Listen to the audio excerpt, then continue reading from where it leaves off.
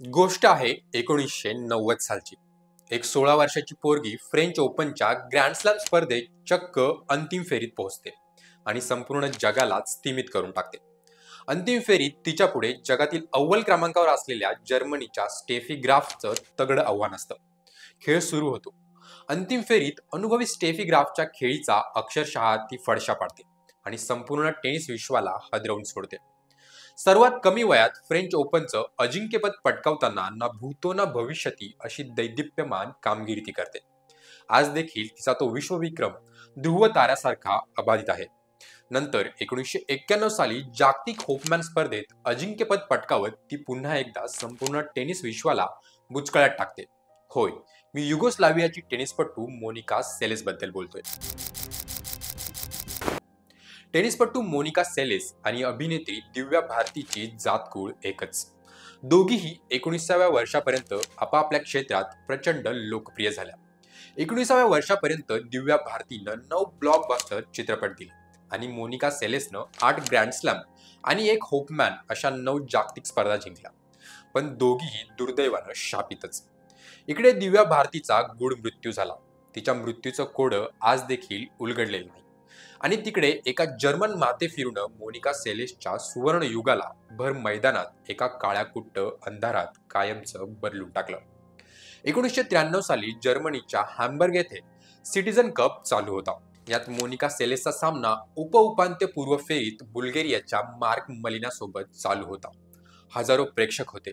मोनिका 4-1 न पुढे होती। तेवढ्यात एका जर्मन माथेफिरूनं मैदानात प्रवेश केला आणि मोनिका सेलेसच्या पाठीत चाकू घोसरला। संपूर्ण मैदानात हाहाकार उडाला। सुरक्षा रक्षकांनी त्या माथेफिरूला क्षणाचाही विलंब न करता पकडलं। मोनिका सेलेसची जखम चक्क 9 इंच खोल होती। ती मैदानातच कोसळली, पण ती शुद्धीवर होती। मैदानातच तिच्यावर उपचार करण्यात आले।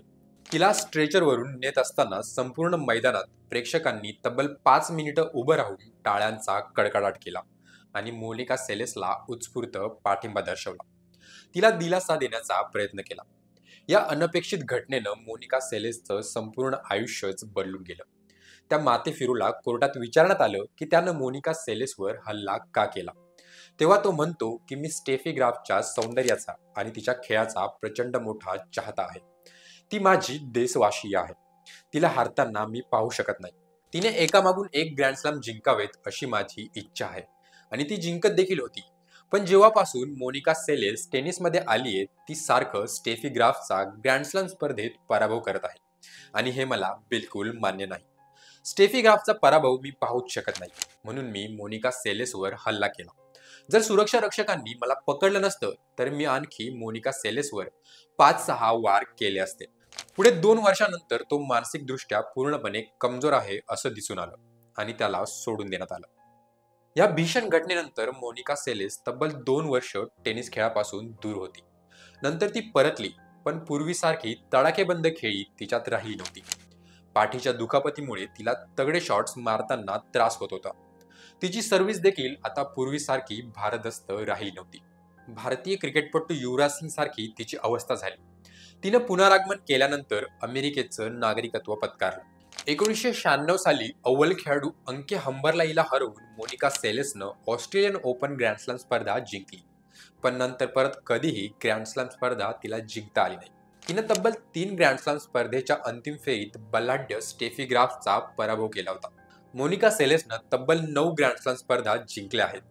3 वेळा फ्रेंच ओपन ग्रँड स्लॅम, 2 वेळा अमेरिकन ओपन ग्रँड स्लॅम, 4 वेळा ऑस्ट्रेलियन ओपन ग्रँड स्लॅम। ती विम्बल्डन ओपन ग्रँड स्लॅम स्पर्धा एकदाही जिंकू शकली नाही। 1992 साली स्टेफी ग्राफकडून विम्बल्डनच्या अंतिम सामन्यात पराभूत झाली होती। 9 ग्रँड स्लॅम स्पर्धा जिंकताना तिनं अंतिम फेरीत स्टेफी ग्राफला 3 वेळा, मेरी फर्नांडिसला 2 वेळा आणि मार्टिन नवरातिलोव्हा, अरांता सँचेस, जाना नोव्होत्स्ना, अंके हंबर यांना प्रत्येकी 1 वेळा पराभूत केले। तिने सन 2000 सालच्या ऑलिम्पिक स्पर्धेत अमेरिकेकडून खेळताना ब्रॉन्झ मेडल देखील पटकावलं होतं। फेडरेशन स्पर्धेत तिने 1996, 1999, 2000, 2002 साली अजिंक्यपद पटकावलं आहे। पण ती ग्रँड स्लॅम स्पर्धेत दुखापतीनंतर विशेष कामगिरी करू शकली नाही। ती आपला सूर हरवून बसली होती। तिने 2003 साली फ्रेंच ओपन ग्रँड स्लॅम स्पर्धेत आयुष्यातला शेवटचा सामना खेळला. नंतर 2008 साली तिनं टेनिसच्या कोर्टमधून कायमची निवृत्ती घेतली. 2009 साली इंटरनॅशनल टेनिस हॉल ऑफ फेममध्ये तिची निवड झाली. तिनं याच वर्षी टॉम गॅलिलिओ या अब्जाधीश उद्योगपतीशी लग्न केलं आणि ती कायमची संसारिक बनली. मोनिका सेलेसवर झालेला हल्ला हा अत्यंत भ्याड आणि नीच पातळीवरचा होता. कदाचित हा जीवघेणा हल्ला झाला नसता तर निसंकोचपणे ती आज सर्वाधिक ग्रँडस्लॅम स्पर्धा जिंकणारी टेनिसची अनभिक्षित सम्राज्ञी बनली असती. हा व्हिडिओ तुम्हाला कसा वाटला आम्हाला कमेंट बॉक्समध्ये नक्की कळवा आणि असेच नवनवीन व्हिडिओ पाहण्यासाठी मॅक्स वुमन या आमच्या चॅनलला सबस्क्राईब करायलाही विसरू नका.